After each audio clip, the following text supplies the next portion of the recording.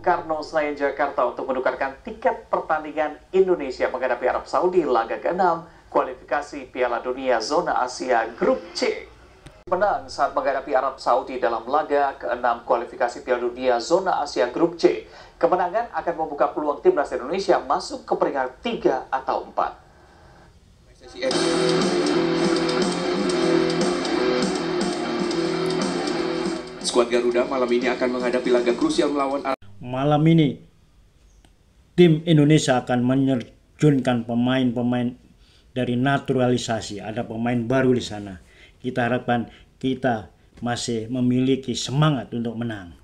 Tapi sebelumnya kita mari evaluasi sejarah atau kenangan ketika kita maju ke perempat final, ke semifinal Piala AFC tahun ini. Ketika itu kita akhirnya dikalahkan oleh Uzbekistan dengan 0-2. Sebelum kita ketemu dengan Uzbekistan, kita bahkan mengalahkan tim yang langganan Piala Dunia, Korea Selatan.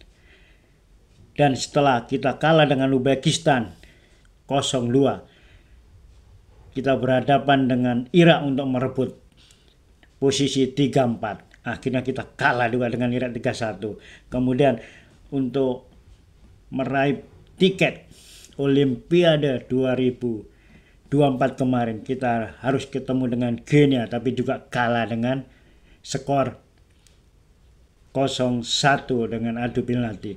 Setelah kekalahan kita akan terima lagi kekalahan. Inilah yang dialami oleh timnas Indonesia, besutan daripada Sintayong. Ini semoga tidak mirip dengan apa yang kita alami sekarang untuk menggapai tiket Piala Dunia 2026. Kemarin kita dibantai oleh Jepang dengan 0-4.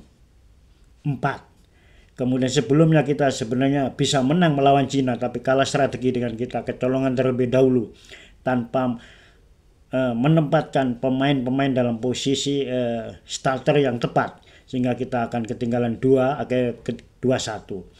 Nah, ketidakberuntungan ini kita alami sejak kita melawan Bahrain. Semestinya kita bisa menang, tetapi akhirnya ditahan imbang 2-2 karena pada menit-menit injury time sang wasit ternyata tidak meniupkan peluitnya. Kalau kita lihat persamaan dan perbedaan dari Piala AFC dan juga Piala Dunia ini, ketika itu pemain Indonesia pada Piala AFC adalah pemain-pemain lokal ditambah dengan pemain-pemain naturalisasi. Di sana ada Witan Sulaiman, ada Arhan, ada Ricky Ridho, ada Marcelino. Mereka bermain begitu rapi dan menjebolkan gawang. Ditambah Rafael Strike, kemudian Nata Juan dan sebagainya. Artinya pemain mereka antar pemain-pemain Indonesia cukup kompak dan bisa mengimbangi pemain-pemain tingkat ASEAN. Nah, tetapi sekarang apa yang terjadi? Ketika pemain-pemain luar negeri didatangkan semua kemudian dimainkan, ternyata serangannya juga bagus tetapi tidak bisa membuahkan hasil. Kenapa demikian? Pendapat saya adalah karena mereka belum kompak, belum bermain tim. Secara individu mereka bermain bagus, tetapi ketika didatangkan dalam satu bentuk tim, satu kelompok, maka belum bisa bermain dengan bagus. Bermain bola adalah bermain dengan tim, bukan individu, hanya individu, tapi dengan bermain dengan tim. Bagaimana si A kebiasaan mengasih bola kepada si B setelah dikasih bola bagaimana dan sebagainya, itulah yang harus dilatih, ketajaman untuk bermain bola, bermain strategi dan bermain kebiasaan itu, sehingga mengalir begitu saja. Itulah yang harus diasah terus menerus. Jadi pemain-pemain yang baru boleh didatangkan naturalisasi, tapi jangan terus berganti-ganti terus tanpa ada pelatihan yang matang.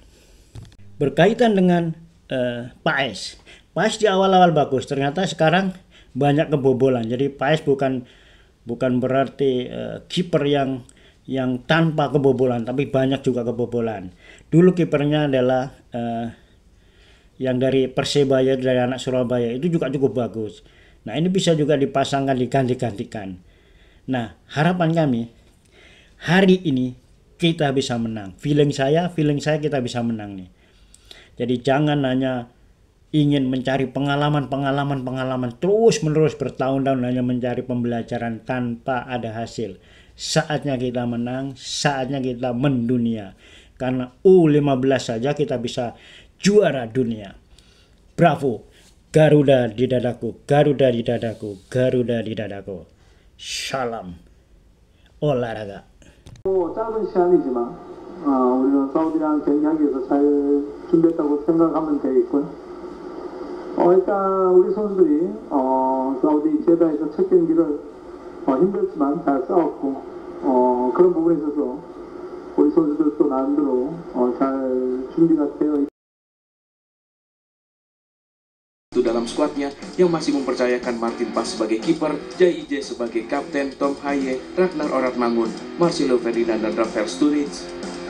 Pertandingan malam nanti dipastikan akan berlangsung sengit karena kedua tim sama-sama mengincar kemenangan. Tidak possible because Sedara. So Kevin, in March you will do Jongkot challenge, huh? Yes, in March. Okay. Okay, sampai jumpa di Maret 2025. Sangat percaya dan gue yakin apa yang gue sampaikan bahwa kita akan menang lawan Arab Saudi. Gitu, dan kita mendapatkan 3 poin. Kita harus bersyukur karena di pertandingan-pertandingan lain pun juga mereka ada yang saling mengalahkan ya. Pada saat kemarin ada yang kena karma itu kan ya Bahrain nih sama China gitu kan. Apapun peluang yang ada di depan kita harus lebih klinikal. Siapapun pemain yang ditampilkan harus lebih efektif dalam menciptakan gol. How is the strategy against Saudi Arabia? Like we know Saudi Arabia is one of the strongest team in Asia.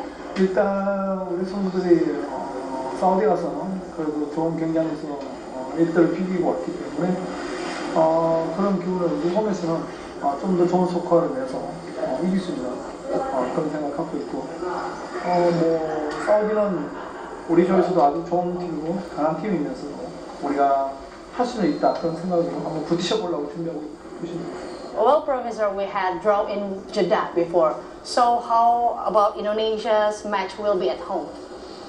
Yeah, I think a little bit the same. I think we're growing as a team, and I think together with the fans in the stadium, we can make it happen. So I think we have to do it together.